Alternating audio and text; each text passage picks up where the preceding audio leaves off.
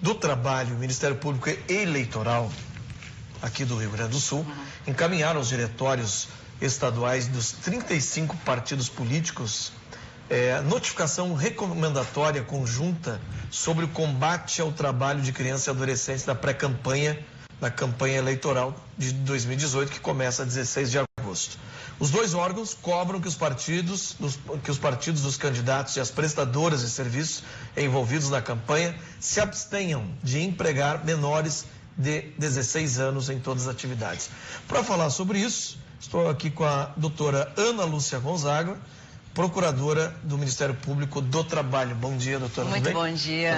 Já conversamos uma vez aqui, É verdade, né? já estivemos aqui. E agora aqui. já temos outra pauta aí, começando. Doutora, basicamente, como é que vai, o que esses menores, não pode nem menor aprendiz?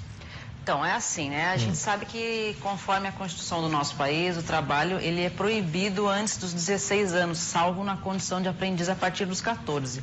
Acontece que, para ser aprendiz, a gente precisa de alguns requisitos. Tem que ter um contrato formal, escrito, com carteira assinada, envolvendo uma entidade formadora de aprendizes. E, geralmente, é difícil a gente ter isso num cenário de eleições, né? Que é um curto período, enfim. Mas o fato é que o Ministério Público está exigindo? Que seja cumprida a lei, ou seja, que os partidos não empreguem mão de obra de trabalho infantil nas eleições, principalmente naquelas atividades que a gente considera mais perigosas, né? Na rua, exposto, né? Bandeirando, né? Exatamente, à noite, enfim, atividades que sujeitam o jovem a uma série de riscos. Então, a gente fez essa recomendação em conjunto com o MPF, que tem a atribuição eleitoral, né, com o Procurador Regional Eleitoral, para que os partidos já estejam cientes disso, que não possam nos dizer depois, mas a gente não sabia. Estão sabendo, todos já receberam a recomendação. E o que gera isso se um dos partidos desobedecer essa notificação que vocês fizeram?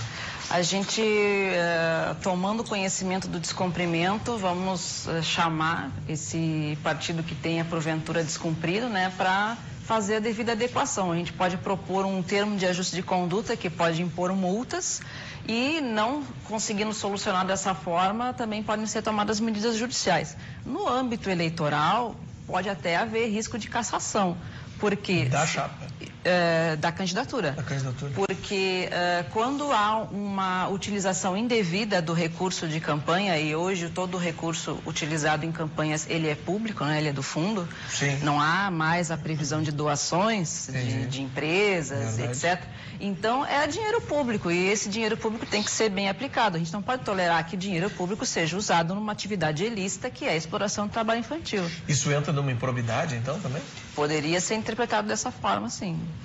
Ou pelo menos os partidos têm que estar cientes de que há consequências, né? Mas sempre foi uma tradição, né? Os menores ganhar um dinheirinho e ir lá bandeirar, nem distribuir panfleto, nada. Não pode o menor participar de nenhuma atividade, nem interna dentro do partido? A interna é diferente, porque a partir dos 16 anos a pessoa pode ter um contrato de trabalho normalmente, pode assinar carteira, não tem problema nenhum.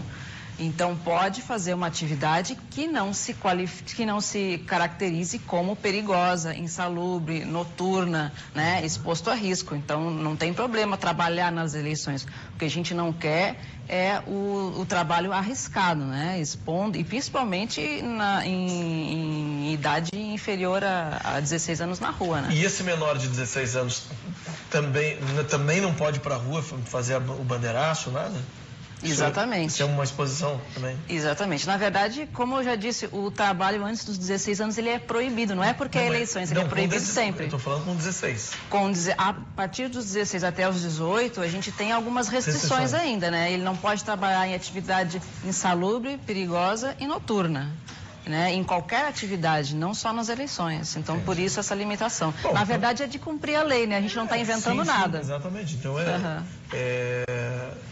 mas se o Ministério Público, os dois Ministérios Públicos aí, tiveram que notificar, é porque já existe sempre uma curvinha que eles fazem, né? Na verdade, a intenção é prevenir, né? A gente quer prevenir e informar também, né? Porque o Ministério Público ele não atua só na questão da punição. A gente tenta promover direitos também. Então, faz parte a gente informar, né? Tornar público, fazer essa promoção de que as pessoas conheçam a lei.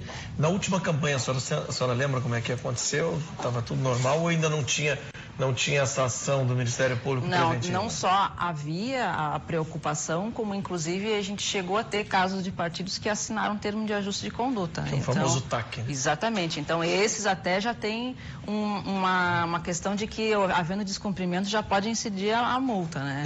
E é muito importante também que a gente conte com a ajuda da população. Quem visualizar uma situação dessas, né, uma criança, um adolescente que veja, esse não tá com cara de que tem 18 anos, né, tá ali panfleteando, fazendo o bandeiraço na rua, tira uma foto, pode mandar pra gente, tem o link para denúncias no site do MPT, no site do MPF também. Então, pode fazer a denúncia para a gente conseguir verificar essa situação. O que pode acontecer é que os próprios partidos se fiscalizem, né? Para, de repente... Melhor ainda. Né? Se o cara botou um menor lá, a gente está seguindo tudo direitinho, vamos denunciar. É o efeito pedagógico, né? A pessoa sofre a multa e pensa, poxa, eu sofri a multa, meu vizinho também faz, vou lá e denuncio o vizinho. E assim a coisa vai se ajeitando, né? Sim. Mas isso era uma tradição antes, né?